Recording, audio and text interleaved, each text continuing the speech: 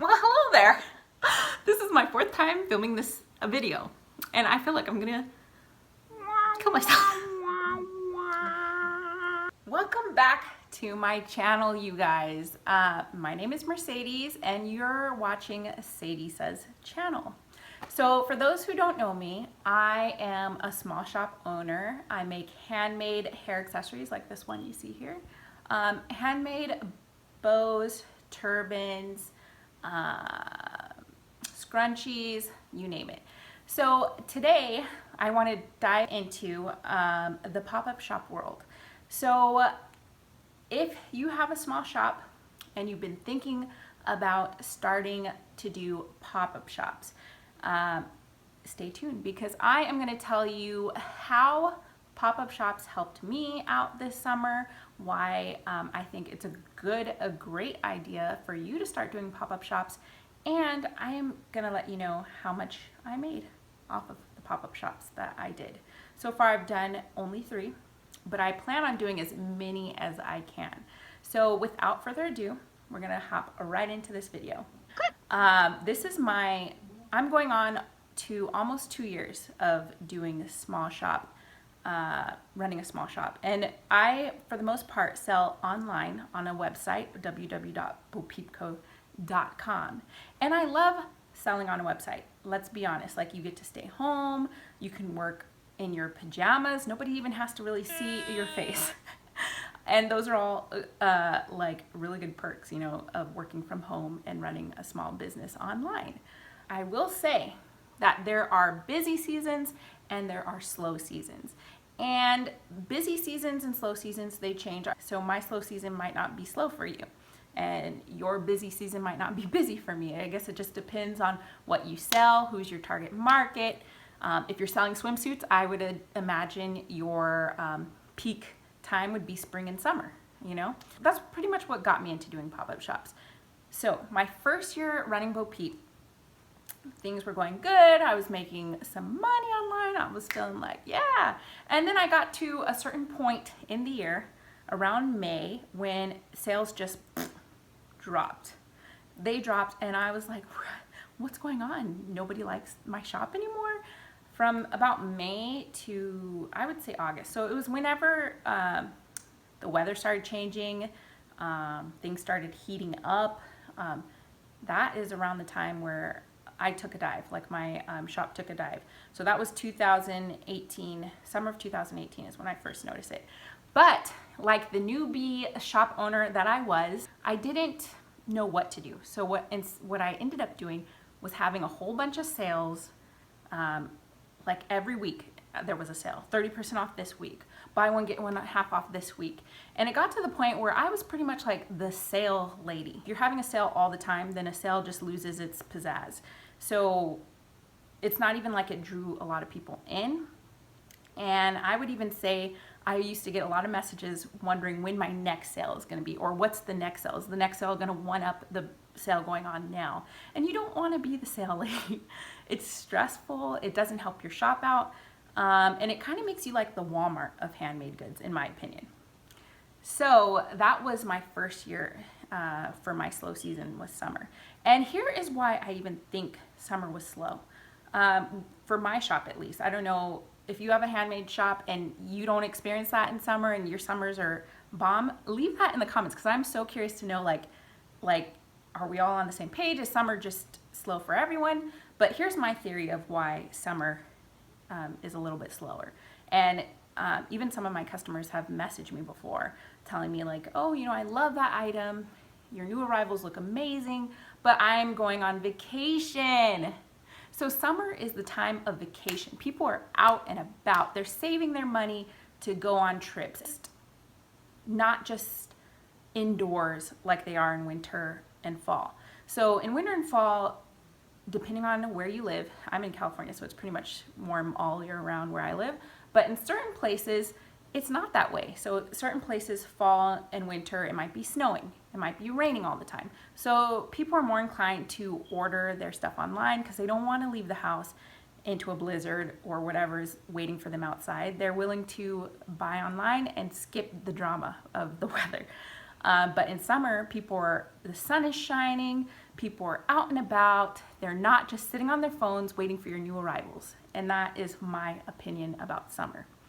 So this year, I decided to take matters into my own hands and not be the sale lady, and to not just be like, oh, nobody wants to shop? Oh well. No, because as a small shop owner, it's your livelihood, right? So you have to find the people, find the customer. If they're not coming to you, you go to them. So seasons where you might need to go out and supplement what you're missing, right? So summer for me is that time. So I scheduled pop-up shops back to back to back in July. So I think I had 3 pop-up shops in July. And it pretty much supplemented that money that I was missing. Now diving in to the types of pop-ups I did and how they made me money. So I did a pop-up shop for a grand opening of a salon. I did a pop-up shop that was a nighttime like club scene, drinking, young kids. And then I did one that was on a Thursday, and it was just like a family-oriented pop-up shop. And here's what I found out about each of these pop-up shops that made it nice. Number 1, online, especially if you're selling through Instagram, you have to do so much more convincing. People aren't going on Instagram to necessarily shop. They're going on Instagram to connect with their friends. They're going on Instagram to waste time sometimes. They're going on Instagram to look for motivational quotes. They're going on Instagram for so many reasons, to put up selfies, to do those things. They're not necessarily going on Instagram with their wallets ready, wanting to buy. You're convincing them that they need to buy. You're putting in the work, letting them know that, hey, you need this. Whereas at an event for a pop-up shop, people are coming to these events already knowing that they're going to spend money, already setting aside money that they know they're going to spend at this event. There's less convincing for you to do. They're coming to this event to have fun, to purchase from vendors, local vendors, to support local vendors. So all you're doing is pretty much showing them what, the beautiful thing, whatever it is that you're selling, letting them know that, hey, here I am. That money that you were going to spend, you should spend it at my booth, So it's so much easier to get that quick sale, to get that person to buy right then and there. And what I love about pop-up shops too, now, not everyone's going to just come and purchase from you, and that's okay. But it's also your chance to show them that you exist. Bring your business cards. Give them an incentive to follow you on Instagram or whatever platform you're using. Even if they don't buy, be that happy, cheerful, beautiful soul that you are, so that they remember you. And even though they might not purchase right there, they have your business card. They might go find you on Instagram or go check out your site later. And what I love to do is to give out like a coupon code. So I gave out coupons for free shipping. And so I gave out coupons for free shipping even if they bought or not. So I would make sales at the pop-up shop, and then even like weeks later, people are still cashing in their coupon code and following me on Instagram and all those things. So it's like a win-win-win. So it's not only making the sales and making up that money that you might be missing, and even if you're not missing it, just bringing in more income, but it's also exposing you to more potential customers in the future. So it's a win-win, you guys. It's a win-win. Point 3, it's research and development. You can try out new items that you might not have had and see how they do. Get some feedback right then and there, so that like, okay, you know what? They're feeling this. They are feeling these scrunchy scarves. I'm adding it to the shop tonight or whatever, right? And that right there in itself is so beneficial to me, especially sometimes I will come out with a style or something and then I hear crickets. Nobody likes it. But when I get this test run at the pop-up shop and I see just how excited people are, then I already know it's going to be a bestseller. Research and development, getting to know your target market, getting to see what it is that people want. It helps you even for your online store, because you get like immediate what's it called again? Validation kind of for your items. So if I would have brought this scrunchy scarf and I heard crickets, nobody bought, and I'm like, what the heck? Then I probably wouldn't have introduced it to my online store, and that would have, you know, saved me time, because you don't want to be making things or investing in inventory that nobody wants. So going to a pop-up shop and getting that immediate like validation or rejection helps you in the long run, helps you save money, helps you save time. So research and development is another big reason to go to a pop-up, or to do a pop-up shop. So that brings me to like another point. Be amazing. Be amazing. Be friendly, you know, like don't go in there with the salty attitude, even if maybe things aren't selling the way you like. Always be, because you never know, someone might, it might not be that they don't want your item. They might want to shop later on their own and see what else you have. You won't regret doing a pop-up shop.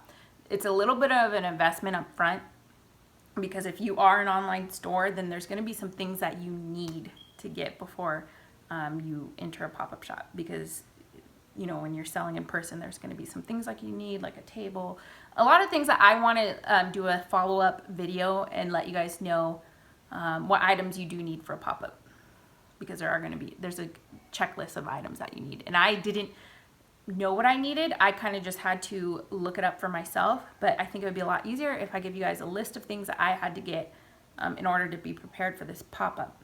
And in that next video about what I needed to do to be prepared, I will also give you my tips and things that I learned. So I know I said I was going to tell you how much I made each pop-up, so here it goes. The first pop-up shop I did was at a salon, and I made $298. I was there for 8 hours, but I would say about 6 of those hours were people. My mom just texted me telling my kid is having a meltdown. I'm trying to. Okay, so I made $298 at that event, and it was a shock to me. I mean, it was a good shock. I wasn't expecting that, because I was like, it's going to be a smaller event. It's more so for the salon, and I was so happy with it, especially because during this slow season, like I tell you, I wasn't making that much. I feel like in June, my shop really was pretty slow. So when I made that extra $298, I was like, yeah, you know, like, let me keep doing this. The next pop-up shop I did was it was a ratchet event. It was late at night. It was 5 p.m. to 1 a.m. and it was with a lot of young people. And even a fight broke out. I was like, okay, I'm getting out of here. But even in that night, I made $245. And so both those events were on a Saturdays. And the last one I did was a flop. But I still don't take it as a flop, because it was learning for me. So the last one I did, I only took home $72. The reason why I say it was like a flop, but it wasn't because it was a good learning experience. I realized that you can't just do any pop-up. So that flop one, I keep calling it the flop, but that one was on a Thursday. It was on a Thursday, so it was a work day.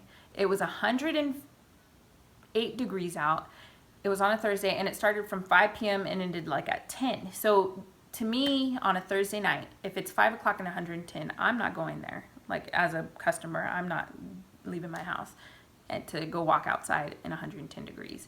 And then I was like, oh, well, they'll come later, but not thinking that, well, people are actually going to work on Friday. So who's going to come down here at 9 p.m. to come shop? Not me either. I wouldn't do that. The first 2 pop-ups were on a Saturday, and one was a salon. And what was cool about that, it was a grand opening for that salon. So there was a buzz about it. There were family members of the salon excited about it, friends of the other shops that were excited about it. So I think that is another reason why that one did so well. The one on the ratchet one, I think I could have even done more, but because the fight broke out, I left. And you can do so well at these pop-up shops, but you also have to think about location. What are you selling? See, I sell baby hair accessories and lady hair accessories. So when I went to the salon, I brought a lot of the baby bows and stuff, because I was thinking it's going to be like family oriented, and it was. There were people shopping for their baby girl or for their nieces and stuff like that. So it went really well. On the ratchet one, I keep calling it ratchet, I can't remember. It was in the alley, It was in an alley downtown, and it was concerts. There were 5 stages with bands and hip hop music and dancing and bars and drinking. And I knew it was going to be like that. So I brought more items that were for women and left more of the baby stuff at home. So I, so I had like the scrunchy scarves. I even brought some earrings. Usually I don't have earrings on my online store, but I had some earrings, and they really sold well because these people were young, college age people, and they're drinking and out and having a good time with their friends and family, and they would see the earrings, and I had like the big hoop statement earrings and like scrunchies like this, and they would impulse buy.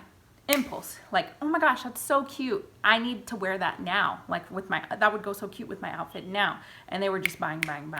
And honestly, I think that one would have done even, like, I probably would have surpassed the 300 mark. But because the fight broke out, and I'm an old lady now and I have a baby at home, I was like, I gotta get up out of here. When the fight broke out, I was like, I don't know what else is gonna happen tonight, but I'm not gonna be here for that. So that one was from 5 p.m. to 1 a.m., but I ended up leaving like at 10 or 11. So if I would have stayed longer, honestly think I could have made another $200 there easily, the way they were buying. And then the last one, that's why I say you got to think about where the location and who's going to be there, because that one was on a Thursday. It was hot. It was in a downtown type area, but the timing and the fact that it was on a Thursday played a major role. So now I learned from that, right? So next time there's an event, I'm really going to be thinking about the day. So weekends would be best. What is the temperature going to look like? If it's raining or something, consider that too. And then think about who you think is going to be at this event. So when I thought the young people were coming, I left the baby items at home and brought more like items that I knew young people would like. When I think of it like, oh, it's a family event, like say you're going to a fair or you're doing anything like that, then you might want to gear, well, I don't know what your shop is, but you know what kind of customers your target audience is. So try to gear whatever you bring towards that. And consider like how much it cost. So the grand opening pop-up event was free. So everything I made there, I just made. I didn't have to pay the owner, which was nice. And I appreciate that if you're watching. It was really nice. I really loved that one. And it was like family. It just felt really comfortable. The next video I'm gonna do is gonna be about tips. The tips, things that I learned that really helped me to make the sale, to get people to buy even more, and to go on my website and buy more there, and tips that got me more followers on Instagram because of pop-up shops. And I'm also going to talk about the things that you need, your checklist for the pop-up shop. So this video, I hope that it was beneficial. If you were thinking about doing a pop-up, I hope it kind of like gave you some clarity on why a pop-up could be good for you. I know for me, it was really beneficial, especially during a time where it's like a slow period. And from what I hear during the holiday season, it's even better. So I'm like really looking forward to like Christmas time pop-ups, Thanksgiving time, fall time pop-ups, because that's when people are really shopping for their Christmas list. So you really want to look into doing pop-ups around that season. So I hope that this video gave you some like clear, some clarity, and then you'll have a few months to prep for your pop-ups that are coming up for the holiday season. So I will see you guys in the next video. If you're not subscribed, please like, subscribe, share this with your friends if you know small businesses, or even if you just want to know, because not everything's going to be about business. I'm also going to be talking about motherhood, just the behind the scenes, the ups and the downs of being a work from home mom. So I hope that you guys enjoyed this video. Thank you guys so much for watching. I appreciate you, and I will see you in the next video.